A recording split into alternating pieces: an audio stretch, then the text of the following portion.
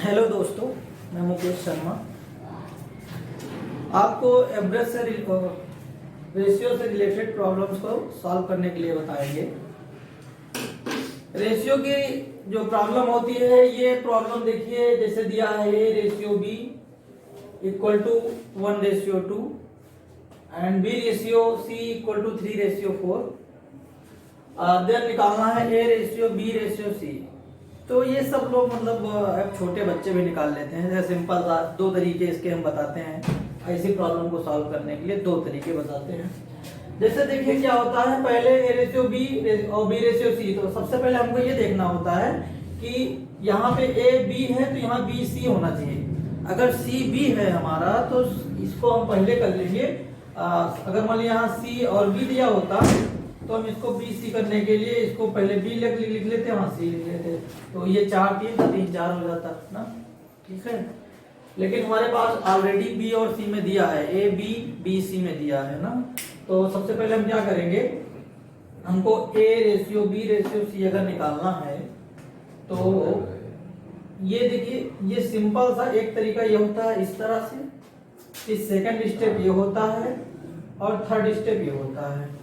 ठीक है, मतलब इसका गुणा 3 रेशियो 3 दूनी 6 रेशियो 4 दूनी 8। ये सिंपल तरीका है, आराम से निकल जाता है। ठीक है, सेकंड तरीका हमारे पास है, सेकंड मेथड।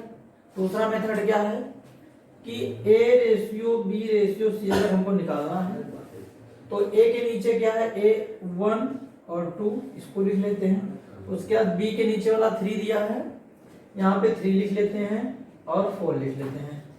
ठीक, अब जो जिसके सामने जो है वो उसको बढ़ा देते हैं, पड़ोसी को पड़ोसी की तरह बढ़ा देते हैं। ठीक है, तो यहाँ पे पड़ोसी को हमने बढ़ा दिया, इधर जो पड़ोसी है वही पड़ोसी अपनी जगह ले लेगा, ये भी बढ़ा दिया हमने। ठीक है, अब इसको मल्टीप्लाई कर लेते हैं, 3 दूनी 6 और 4 दूनी 8।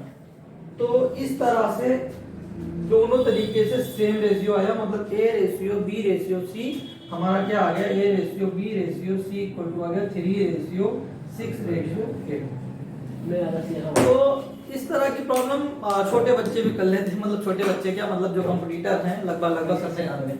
लेकिन अगर हम देखते हैं एक क्वेश्चन इस तरह से,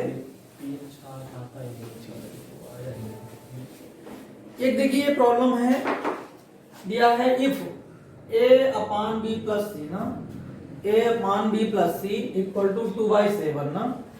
दिया है a upon b plus C equal to दिया है 2/7। इफ यदि a upon b plus C equal to 2/7, okay, and b equal to b upon a plus C equal to दिया है 1/5। a upon b plus C equal to 2/7 and b upon a plus C equal to 1/5।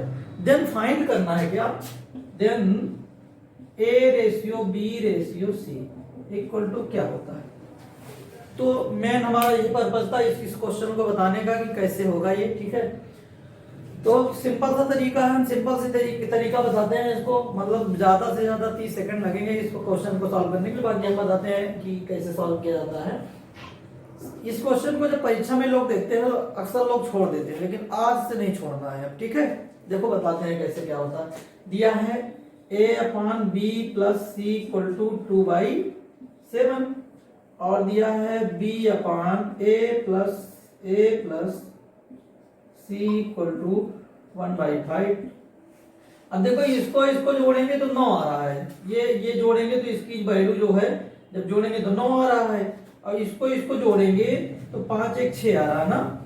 मतलब a plus b plus सी ये भी है और a वही same, मतलब यहाँ पे यह a प्लस b प्लस सी बराबर 9 आ रहा है, और सेम वही है ये भी, मतलब b plus a plus C ना, सेम ऊपर b plus a plus C, same ये भी 5 1 6 आ रहा है ना। तो ये थोड़ा सा मतलब बराबर आना चाहिए ना, बराबर आना चाहिए, लेकिन ये गलत आ रहा है।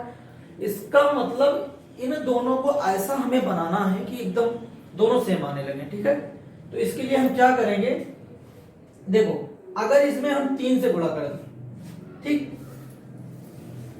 इसमें 2 से गुणा कर दें और इसमें 3 से गुणा कर दें ना, तो 9 दूनी 18 हो जाएगा। और इसमें अगर 3 से हम गुणा करा दें तो 6 3 18 हो जाएगा ना। इसमें अगर हम 2 से गुणा कराते हैं तो 18 हो जाएगा, मतलब ये सेम हो गया।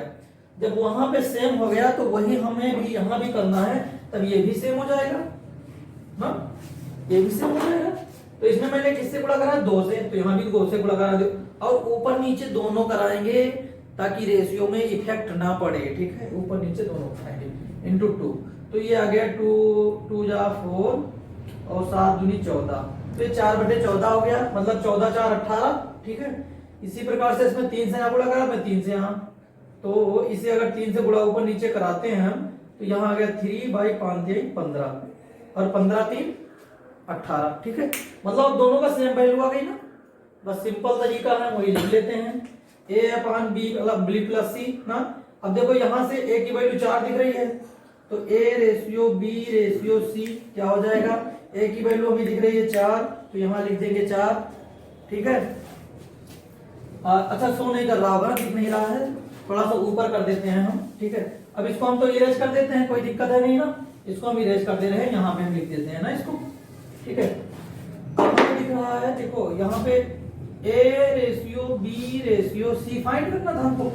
अब a की वैल्यू हमको मिल गई 4 यहाँ से ना, तो हमने 4 लिख लिया, ठीक। और b की वैल्यू हमको यहाँ से मिल रही 3, तो हमने यहाँ पे 3 लिख लिया, ठीक है।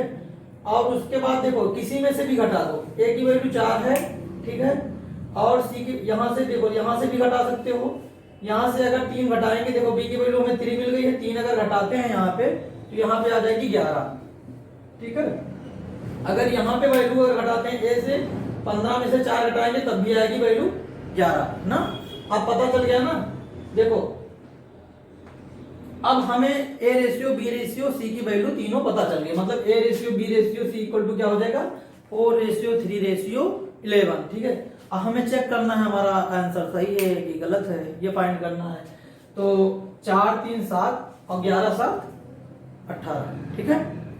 मतलब ये टोटल हमारा यहाँ भी वैल्यू 18 आ रही जोड़ने पर, यहाँ भी हमारी जोड़ने में वैल्यू 18 आ रही है, और यहाँ भी हमारी वैल्यू जोड़ने पर 18 आ रही है। तो इस तरह से प्रॉब्लम को सॉल्व आप लोग, हाँ, आशा की आप लोग सीख गए होंगे, नहीं सीखे होंगे तो दोबारा से वीडियो को इसी को देखिएगा, ठीक है। Thank you.